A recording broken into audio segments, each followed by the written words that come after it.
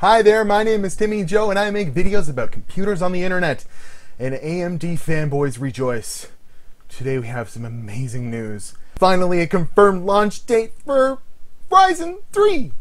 No, we're going to talk about Threadripper today because Dr. Lisa Su gave us a video today and it confirmed everything. We got to talk about it because there's a lot to discuss here. There's some major we're in a time of computers that's just insane right now. And AMD's really knocking it out of the park, and it's totally worth talking about it. So cue an intro, that one where my head explodes. If you're new here, it's worth sticking around. We're going to talk about it. I'm Timmy Joe, and cue up that intro.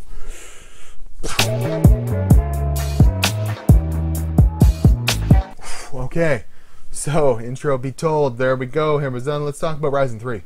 Because that's exciting stuff. It is, okay? Real quick out of the way. 1200, 3.1 gigahertz, 3.4 gigahertz turbo boost, 4 cores, okay? No hyper-threading.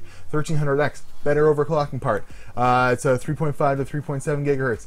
These were essentially like, hey, we made a Ryzen 7. Chill, it doesn't work, it's not that great. Okay, we'll make it a Ryzen 5. Okay, oh no, wait, it's not working for 5. Okay, throw it down to 3. We're gonna take a bunch of stuff out of it, and we're gonna sell it, and it's gonna do well because basically they're recycling their own parts. They're able to, resell things that weren't working properly in the high end, but that means the performance from the high end is trickled down, and we're gonna get Ryzen 7 core performance for Core i3 pricing, or Core i5, Core i3 pricing with basically a Core i5 performance. So the equivalent, things are changing. AMD's making it so bargain basement, you're at least getting 4 cores, no more 2 cores, 4 threads BS from Core i3s and Pentiums, and it's really going to make us gamers, be able to put a lot more money into our GPUs if that's all you do. If you don't do any production, whatever, and you just want some FPS in games, it's a wonderful thing. But you know what? They didn't even give us any pricing, so at least we know it's going to be on shelves on July 27th, and we're going to be able to look it up on Newegg and see how much it costs, and let's hope that it's somewhere around, cheaper than an i3, maybe cutting into the Pentium G45, 30, whatever, territory, because that would be very, very good. But Threadripper, it just blows me out of the water. The things that they're doing here to just change the game and ruin Intel's party, they're really pissing in their cornflakes this morning, I gotta tell you, because they basically went to bat. They showed the performance that you can get out of Threadripper, and the pricing is just, it's exactly in line with where I thought it would be. It's very, very interesting. Their most high-end part, the Threadripper 16-core 1950X, is only $999. It's only $1,000. It wasn't that long ago that for $1,000 you could only get a 6-core part from Intel. So this just changes the game entirely.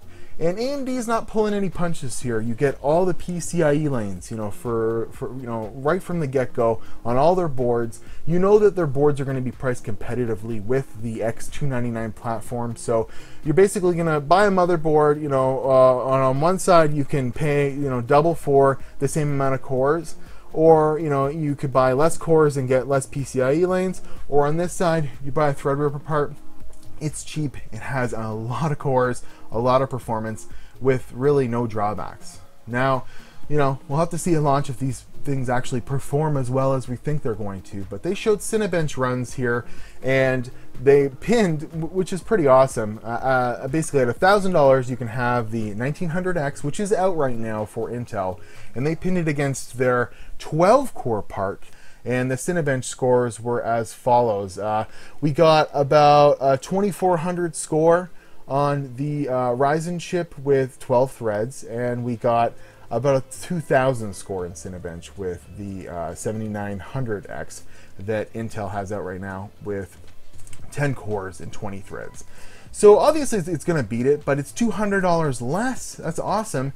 And the pièce de résistance for this is the Ryzen top-end flagship costs as much as the 1900X. They're both $1,000, but with the AMD equivalent, you get 6 more cores, and the Cinebench score was about 3,000. So you get another 3,000 points in Cinebench for the same price. Isn't that amazing? So to sum things up, we don't even know what's happening with the, Core i9 Extreme Edition 7980XE all the way down to the 7920X, because Intel decided at last minute to put this big table up there with a lot of missing information. But they included prices. So in order to get a 16-core chip from Intel, you're going to be spending $1699. Now let's say the core-for-core performance isn't in favor of the Ryzen, but let's say it's close. For another $700, are you going to pay, that $700 for, 200 more points in Cinebench? No, you're not. Are you going to pay another $700 for, 500 megahertz of overclocking? Probably not. So it's going to make Intel have to dip these prices down. And they don't even have these high-end chips ready yet. When they started with the low end, and AMD starting with the high end, and they got to come in and just undercut their pricing and just destroy things. It makes a creator like me want to upgrade from my Ryzen 7 with 8 cores and 16 threads up to one of these higher end chips, because it's going to be financially, a good buy. It's going to make sense. And it's going to make programs have to, start incorporating more power, because it's going to be easier for people to get a hold of more power. And eventually, Intel's just going to be shaking in their booties unless they make big changes. And of course, their launch of the the Kaby Lake X and the whole X line of CPUs was met with some severe criticism. And this announcement from AMD and the eventual release of Threadripper, which was not given to us, but Dr. Lisa Su said this would be sometime in August on shelves. That's not very far off. August is a month, a month away. We're going to see Threadripper. We're going to get more information at SIGGRAPH with the launch of Vega. Now, there's some question of whether Vega is going to be really competing with NVIDIA. But when it comes to CPUs, AMD really seems to be knocking it out of the park. And a lot of it has to do not with their ability to make, the fastest CPU, but to make a CPU that works. It works well. It's this close to the fastest CPU, but the price is, just miles below, at a point where people can actually get their hands on these high-end CPUs. I'm Timmy Joe. What do you think of Threadripper? Is this something you'd actually consider? Do you think this is just an amazing thing for us enthusiasts? And, is this going to make game manufacturers second guess on whether, they're going to make their game work with like a 4-core part anymore? I think so. It's going to be pretty amazing. So I'll leave the video to the AMD launch video for the Threadripper stuff and the Ryzen 3 stuff below. But I'm Timmy Joe. I'm close to 10,000 subscribers. I hope you like my opinions on this type of stuff and this type of news. And it's just, it's an amazing time to be a computer enthusiast. And I'm really glad I got in when I did. I'm an AMD fanboy. I really hope they succeed. And I'm going to be getting a Vega card as soon as possible, and there are some big things happening on this channel. So hit the subscribe button, and I guarantee you will not be disappointed.